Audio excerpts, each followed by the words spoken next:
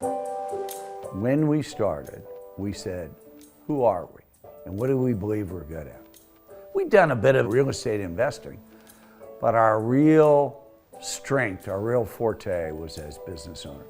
So we said, we're going to focus on apartments because they act like an operating business. We were going to pay absolutely no attention to what the industry was doing. You know, people talk about, well, I tore up the rule book. We never actually even picked the rule book up. And so we built all of our own systems, processes, strategies, and beliefs. We quickly found out that what we were doing was radically different than the industry. Well, I'm Larry Connor, and I'm the managing partner of the Connor Group. Larry Connor is a real estate investor based in Dayton, Ohio. His transactional approach to real estate investing at his firm, the Connor Group, has made him a billionaire, worth an estimated $2 billion. A self-described C student in high school, Connor went on to become an entrepreneur who built one of the best performing real estate funds in the country. There are certain personality traits that are common to most entrepreneurs. I mean, you gotta have what we call grit, passion and perseverance. Some people wear the moniker of entrepreneur, but they're not. They're people like wannabe entrepreneurs. To be a real entrepreneur is exceptionally hard to do. The son of a World War II vet father and a Red Cross volunteer mother, he went to high school in Dayton and graduated with a 2.0 GPA, painting houses on the side with a friend. After graduation, he started buying used cars and packing them with damaged label wines in Dayton, selling them on for a profit to college students in Athens, where he attended Ohio University. On weekends, he'd pick up dead bodies and bring them to a local funeral home for $5 apiece. After school came a sales gig at a Volkswagen dealership, followed by a stint as a travel advisor, which took him to Morocco, Mexico, and Europe. I had an opportunity to be exposed to a lot of, I guess today what you call C-level executives, and you kind of got to see both sides. Some immensely talented, and other people that I wondered how they ever got in that position. And then, by the time he was 27, he went back to Dayton to start his own business. Here in Dayton, there was a new historical district called the Oregon District. And I and a partner thought that we could start a bar restaurant.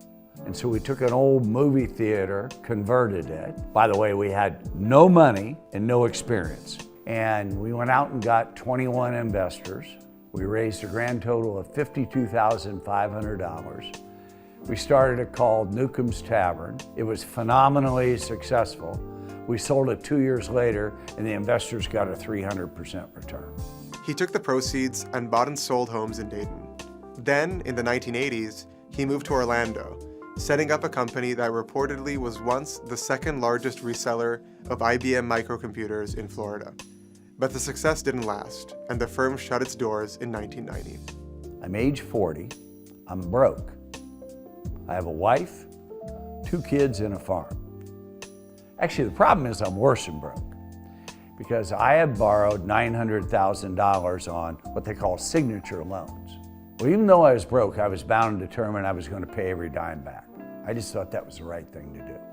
If you said, did you have a plan? No, but I had a commitment to do it anyway.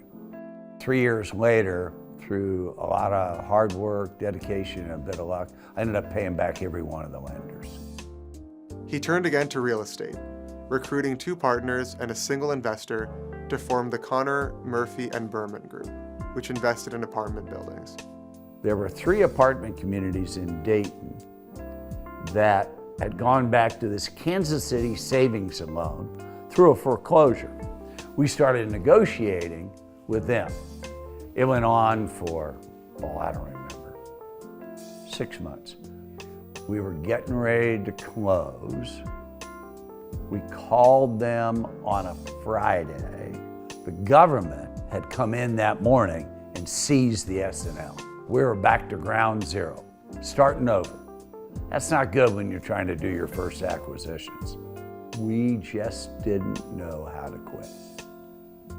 So literally, almost a year after that, to the day, we bought those 3 apartment communities, and we actually bought them at $1 million less than we had agreed to pay, yet the operations had improved. And so that was the launching pad, and those 3 apartment communities turned out to be huge successes. 10 years later, he bought out his partners and took over the firm. Connor seeks quick returns in an illiquid market, trying to profitably sell properties as quickly as possible, constantly analyzing each one to juice income and minimize costs. On average, the firm keeps a property for 5.5 years. You've got to be willing to take calculated risk, not stupid risk. You got to be an achiever, but you also have to have some understanding and appreciation that people really matter and that you can't do it alone and that you've got to build, the right group of people. We tried to hire some people from the industry in the first 2 years. It never worked out. So by strategy, we built a business all with people who've never done it before. And it was one of the smartest things we did because we're not encumbered by industry or conventional thinking.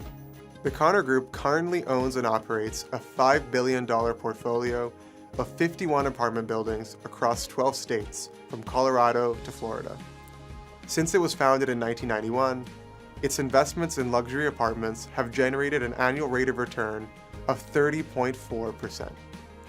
Many of those buildings were sold less than 3 years after they were acquired, with returns ranging from 17 to 159%.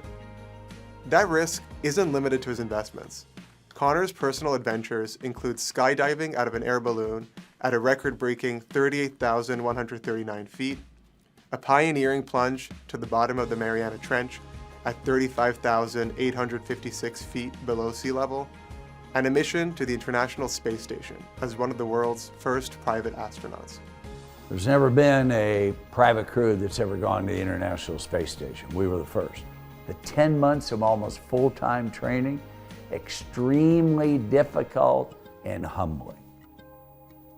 Just keep in mind, all the NASA astronauts, mega talented, all have advanced STEM degrees. I have none of the above.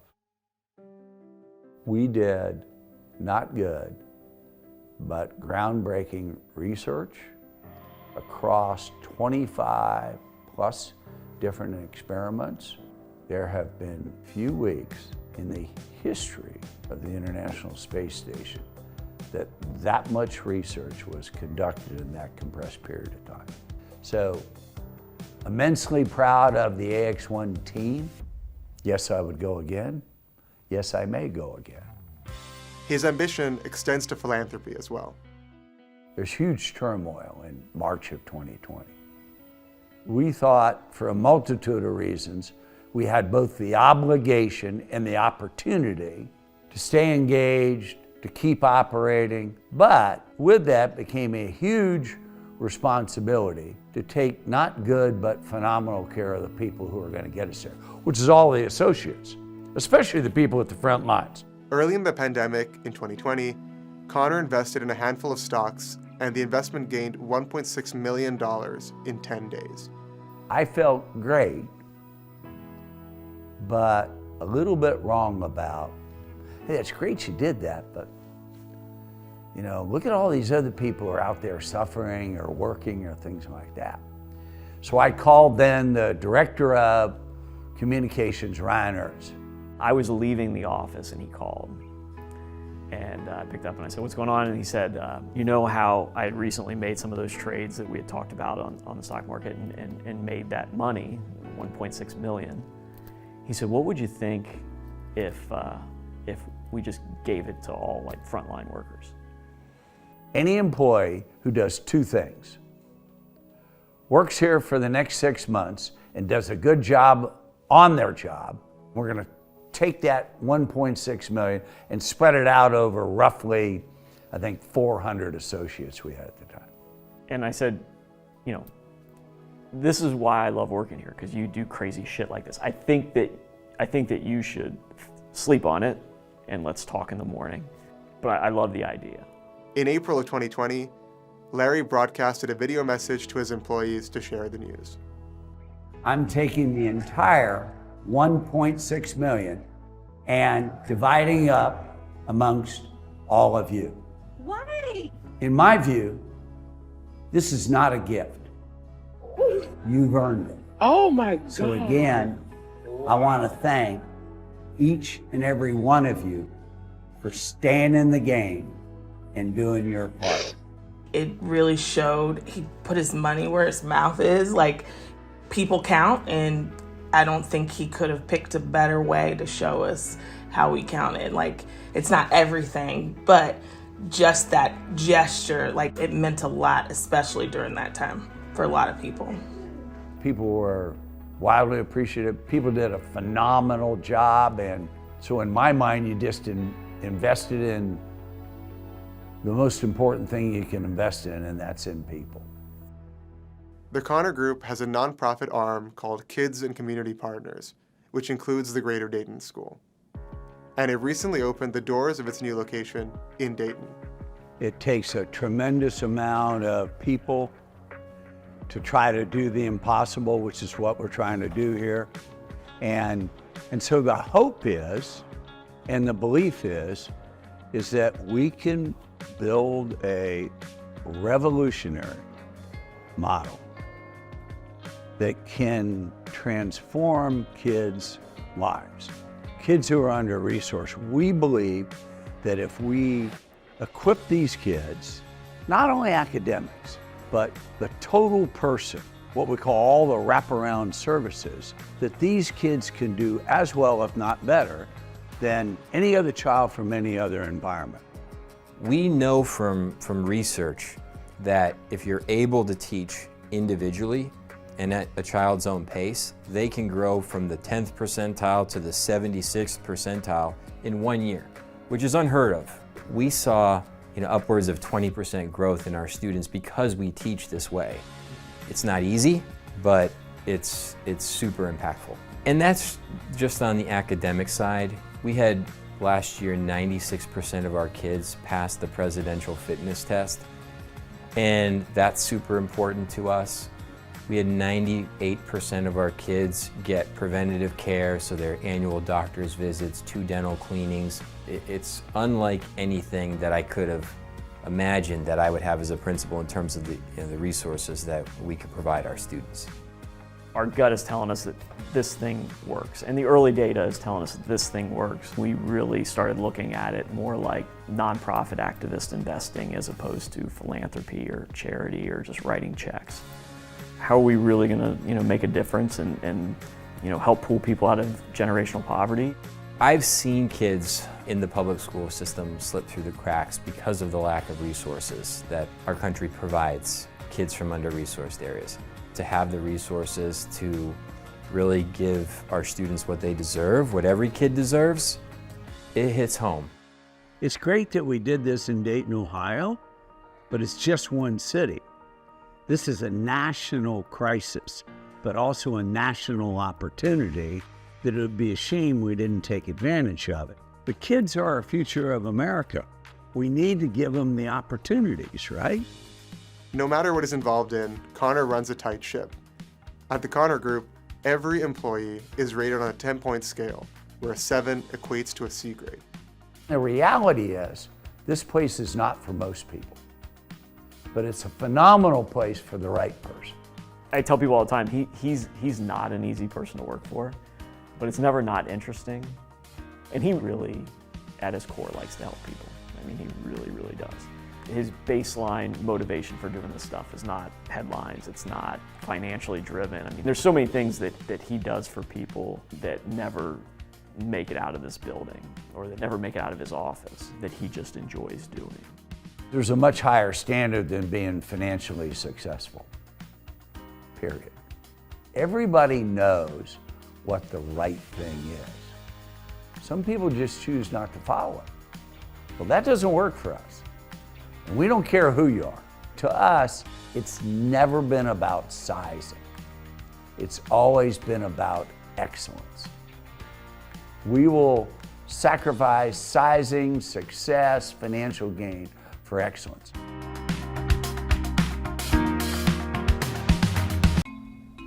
America's richest have been buying in Hawaii for years, but no one knew exactly how extensive their holdings were.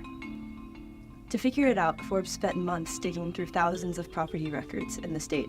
The results were astonishing. Just 37 billionaires own at least 218,000 acres.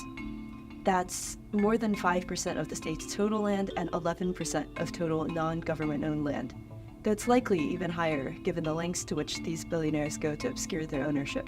Expressed a different way, those 37 people equal to just 0.003% of Hawaii's total population of 1.4 million, own more than 10% of the land. And the pandemic-era luxury real estate boom, which pushed housing prices even higher, has heightened tensions between Hawaiians and wealthy out-of-state landowners. One of the highest-profile billionaires in the state is Oprah Winfrey. A year ago, she scooped up 850 more acres on Maui for $6.4 million, adding to the nearly 1,300 acres she already owned on the island. Winfrey first bought a ranch on Maui 2 decades ago. Her land was left unscathed when wildfires ripped through Maui last August, incinerating 6,625 acres and killing 100 people. In the aftermath, Winfrey and Dwayne "The Rock" Johnson set up the People's Fund of Maui. That money is going to go to one of many residents who have been displaced in Maui, with Winfrey personally contributing $10 million to the effort. Larry Ellison, Oracle co-founder and Hawaii's biggest billionaire landowner by acreage, bought about 97% of the island of Lanai for $300 million in 2012. Since then, he's decked out the island with a wellness retreat and luxury hotels, but as locals have complained, scant affordable housing. Steve Case, the AOL co-founder, was born and raised in Hawaii. Case is now the state's second largest billionaire landowner with 57,000 acres, including his 35,000-acre Grove Farm on Kauai, which leases out land for sustainable development projects. Mark Zuckerberg, Meta's co-founder and CEO, spent at least $145 million on land that he's turning into an enormous 1,450-acre, partially walled-off retreat in Kauai where he's raising beer-fed Wagyu and Angus cattle. In an Instagram post, he quipped that, "Of all of my projects, this is the most delicious." Frank Vandersloot, the billionaire founder of health and wellness business Melaleuca, owns the historic 105-acre Valley House estate in Kauai, where parts of Pirates of the Caribbean and Jurassic Park were filmed. An advocate for localizing Hawaii's beef industry, he operates the state's 2 largest meat processing plants. Kwek Ling Chan, the Malaysian tycoon, owns a third of the island of Molokai through his conglomerate, the Hong Leong Group. Until 2008, Kwek operated an enormous ranch there, including a golf course and a hotel, but he ended its operations after the state rejected his development proposals. Now, island residents are trying to buy it back. Locals hope that Hawaii is more than just a playground for the rich, but time will tell if these billionaire residents prove otherwise. In 2023, mortgage rates spiked to levels not seen since 2008. And despite coming down in recent months, remain higher than they've been in more than 2 decades. Home prices have also skyrocketed, up 30% nationally on average over the past 4 years, while real median household income has stagnated. Yet given a nationwide shortage of at least 4 million housing units, according to the National Association of Realtors, it's a great time to be a home builder. The health of the home building industry right now is probably as good as I've seen it in my 19 years of doing this. We are benefiting, and people who are homeowners in this country right now are benefiting from one of the biggest population shifts that we've seen in a very long time. I think there's like 9 million more millennials than there were Gen Xers. And then you add on the Gen Zs right there in the mix too, which I think the leading edge of Gen Z is like 27, 28 right now. So you have this amazing amount of demand for housing, and we just can't build them. The industry can't build them fast enough to meet the demand that's out there. This housing dilemma has allowed for smaller builders to thrive. Tom Bradbury is the executive chairman of the board of Smith Douglas Homes, based in Woodstock, Georgia, a company that since 2008 has built 304 communities in 5 states, and whose sales hit $765 million in 2023. Shares of Smith Douglas, which Bradbury took public on the New York Stock Exchange in January, are up 56% since then. The 80-year-old Bradbury, who still owns 88% of the stock, is now a billionaire. First job I had was selling airplanes. And I did well at that. In 1969, interest rates went up and it just stopped. So I said, well, I'm gonna get in something stable like real estate. After selling his first house in 1975, Bradbury started Atlanta-based Colony Homes. I asked my dad, the first house I built, I said, Daddy, can you give me advice? And he said, son, if you'll watch the pennies, the dollars will take care of themselves. And even today, we have, every month, closing 250 houses a month or so, we'll have one or two houses that cost to the penny what we said it would cost. And no other home builder has those strict controls. Well, Tom and I met in the late 80s. I went to work with Tom, and at that time, Tom was still overseeing all of the development activity and the development crews. You know, I just got to hear him live out loud that never give up, never quit. We can find a way always to get things done. As Colony Homes evolved, Bradbury took an interest in construction software. I started going to a seminar in Denver, Colorado. Lee Evans, who was at the time was the dean of the building construction degree program at the University of Denver. The first meeting I went to, Lee was right in the process of the early stages of working with a programming company to computerize the home building process. I bought that software, during that meeting, and over the next year implemented, which gave me the ability to grow the business and still maintain the strict controls that we have today. Bradbury held on to Colony Homes for almost 3 decades before selling the company to KB Home in 2003 for $67 million. When Colony sold to KB, I really was pushing them to use the software because it was by far superior to what they had. But I had in the definitive agreement with KB that if they didn't use it, that I would get the software back. 5 years later, when KB Home pulled out of Atlanta, Bradbury, who was frustrated they'd abandoned the market, started Smith Douglas Homes. Tom and I maintained a very close relationship, through that time, but it's Tom's persistence more than anything else that brought me back. Since then, Smith Douglas has built 15,000 homes, mostly for lower to middle class buyers like auto workers, teachers, and first responders, mainly in growth markets in the South, such as Nashville, Charlotte, and Raleigh. If you think about what differentiates Smith Douglas from their competitors and some of the other builders, public builders as well, I think it's being able to give people a home that's priced at or below the FHA limit and give them some optionality in the home. In July 2024, Forbes had the opportunity to visit Smith Douglas's build site in Cartersville, Georgia. How long does it typically take to build these sort of communities that we're in? I'm seeing probably close to 50 houses right now, but how long does it take to build out these communities? Well, the length of time to build a community out depends on how large it is. Yeah. But our average cycle time across the footprint is 59 days.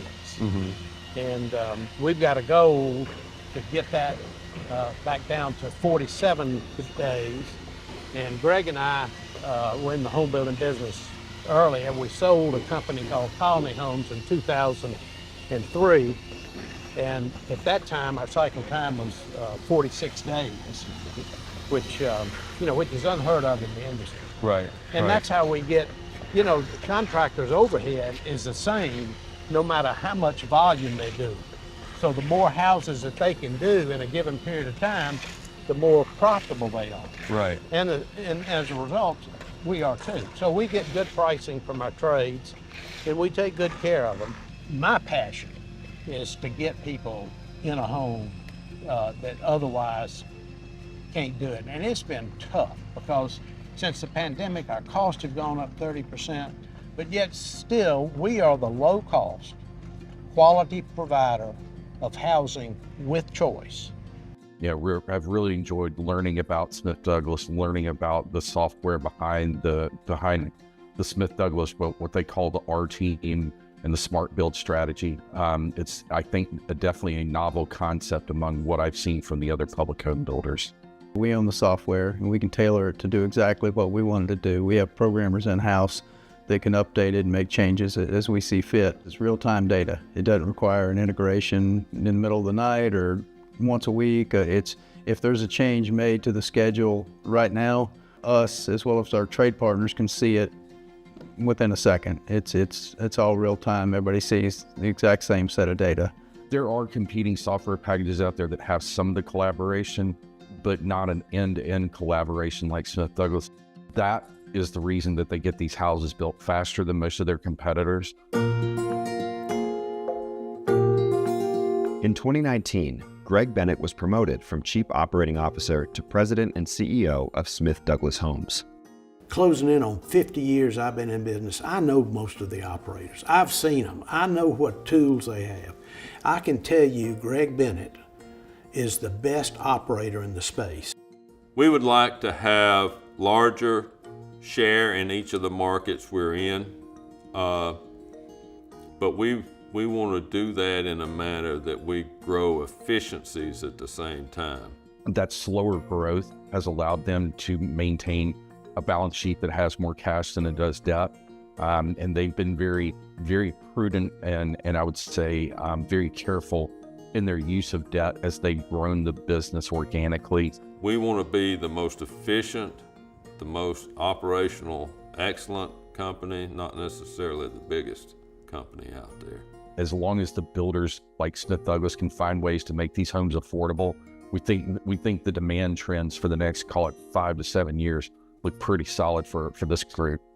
We never rest on our morals. We are always looking for what's better. Okay, yeah, we're here, but there's a way to get better. And we're constantly, pushing that envelope to improve. If you don't know where you're going, any road will get you there. But if you do know where you're going and you just show up every day and you look at every obstacle that comes your way as an opportunity and trick yourself into thinking you're having fun, you're gonna get there. This 15th century castle, set in the Tuscan countryside, has an enduring place in the history of Florence, Italy. And now, for the price of €6 million, or about $6.35 million, you could be its new overlord. The Cavalcanti Castle was constructed around 1427 by a descendant of Guido Cavalcanti, a renowned poet and friend of writer-philosopher Dante Alighieri. The family would later be united by marriage to the powerful Medici family. In the intervening centuries, the castle has undergone numerous expansions and restorations, while retaining its architecture and distinctive features. Parapets line the roof of the solid stone structure, once a watchtower, which sits atop a hill covered in mature trees.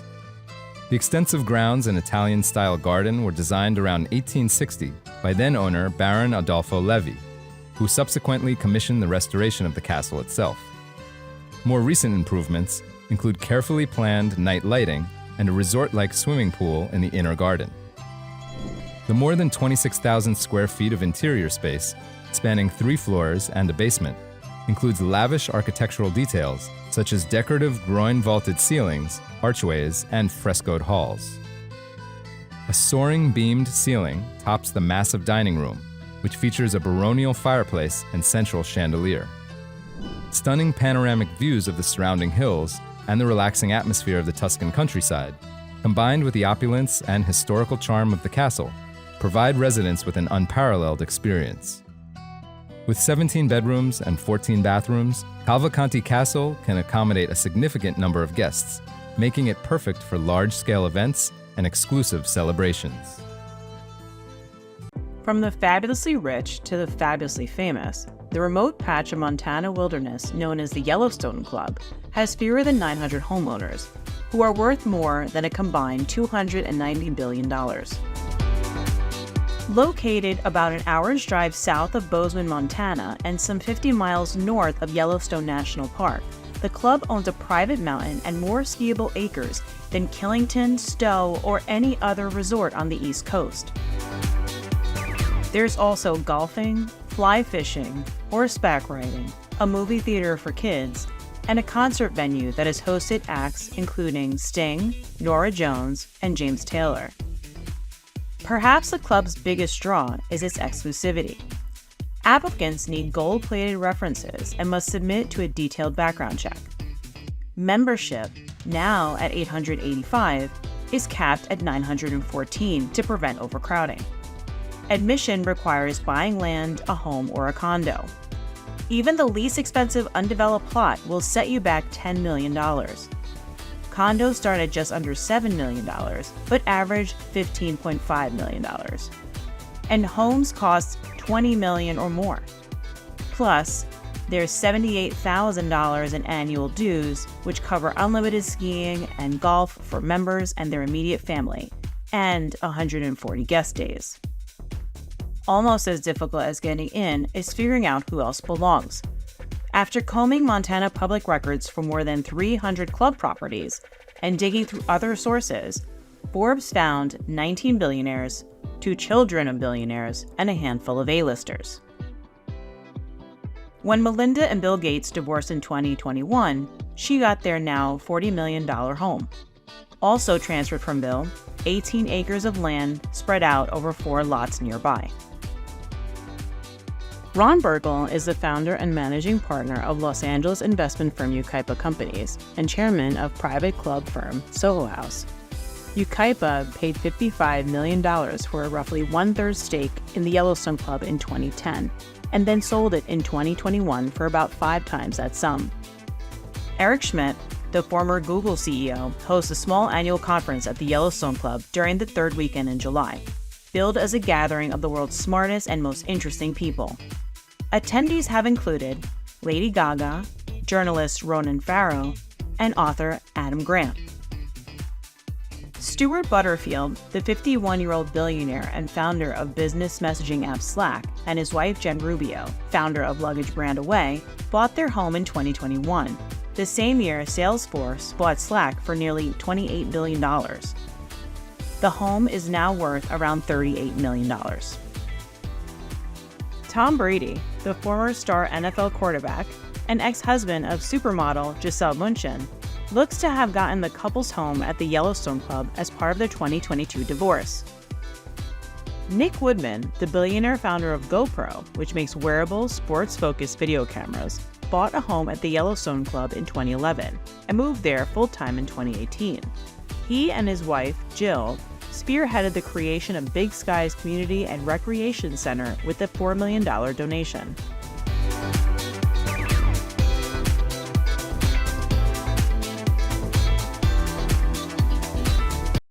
This chateau, cradled in the picturesque Auvergne-Rhône-Alpes region of France, was a favorite retreat for Princess Adelaide, sister of King Louis-Philippe d'Orléans.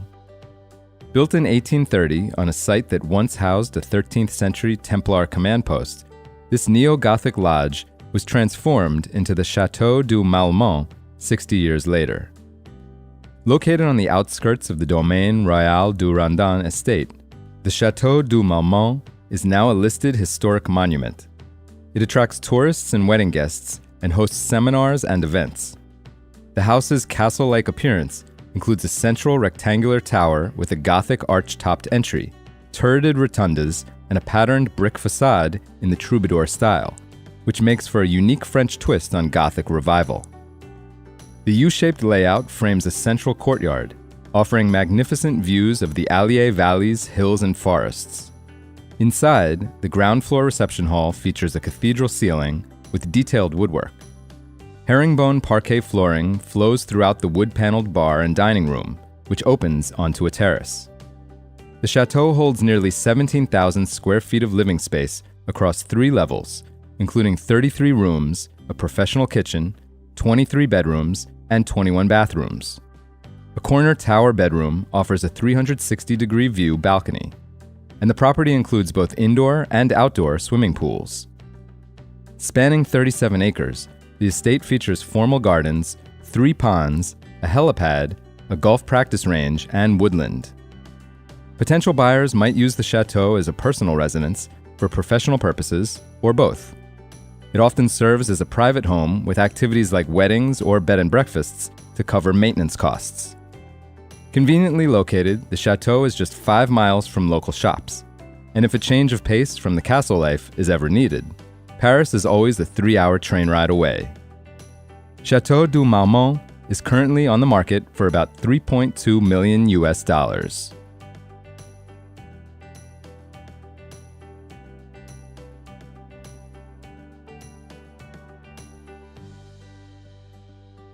When the world's most famous couple hit the Coachella Music Festival in April, Taylor Swift and Travis Kelce didn't have to venture far to find refuge from 200,000 sets of prying eyes.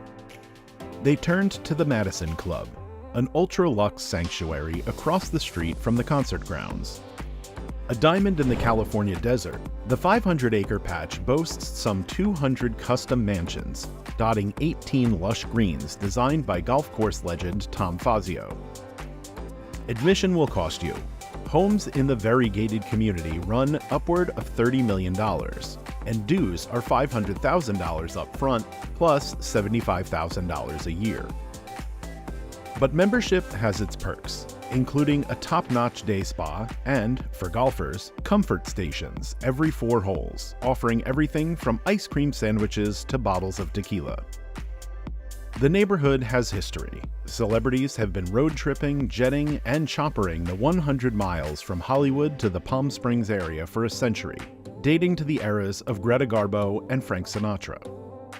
The current crop of A-listers has fallen for the modern but casual Madison, which developer Mike Meldman sculpted out of a flat piece of ranch land beginning in 2005. No clan owns more property at the Madison Club than the first family of reality TV, the Kardashians. Matriarch and momager Kris led the way, buying a 7-bedroom home away from home in 2018 for $12 million. Kylie, 26, later built her own modern getaway next door. Kim, 43, has a 2-acre double lot up the road. Courtney, 45, bought a $12 million place a few streets over in 2021.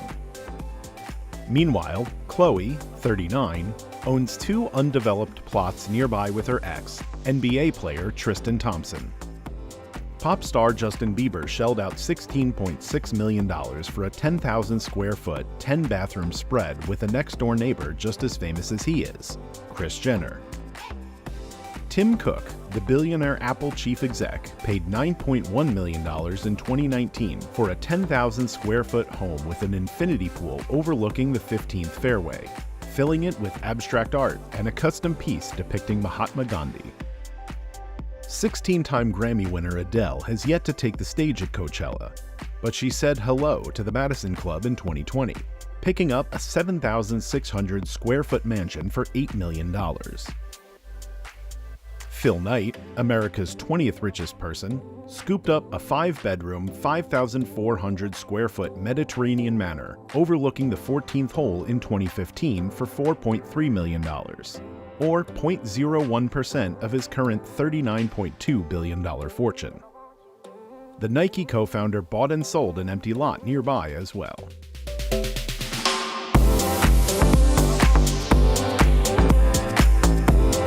In one of the most secluded corners on the shore of Lake Como, where dazzling waters meet classic Italian landscapes, it is no surprise that this villa became a hub of inspiration in the worlds of both fiction and reality.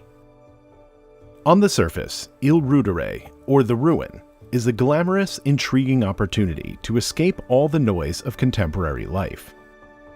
It's only accessible through a 10-minute boat ride, and travelers looking to get away are willing to pay between €1,000 to €2,000, or up to $2,150 to vacation in it. Il Rudere recently made waves as Donald Glover and Maya Erskine's fictional hideaway in Amazon Prime's hit show Mr. and Mrs. Smith. For over 2 decades, it has been a creative sanctuary for crime fiction writer Giuseppe Guin. Known as the Writer's Nest, this villa has inspired Guin to write 10 novels set on Lake Como.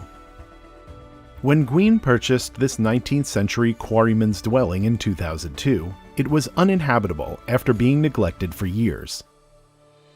Through extensive renovations, most recently in 2019, Gween transformed it into a modern home, while still keeping its historical charm. The stone walls, antique furniture, and wooden ceilings all preserve the villa's past. Now Gween is ready for a new chapter, and he's listed Ile Roederer for $5.7 million, inviting a new owner to add to its legacy. Inside, centuries-old chestnut shelves line the walls of the cozy, ethereal-looking library, while a granite kitchen is carved from the very stones of the quarry. The villa has 3 bathrooms and a living room area with floor-to-ceiling windows. Step outside and you'll find a romantic setup for open-air meals, a beach, endless vegetation, and a boat dock. Even though Ile Roederer is a private retreat, it's only about a 20-minute drive away from the city of Como and an hour car ride to Milan. The next buyer will be able to fully embrace the Dolce Vita lifestyle.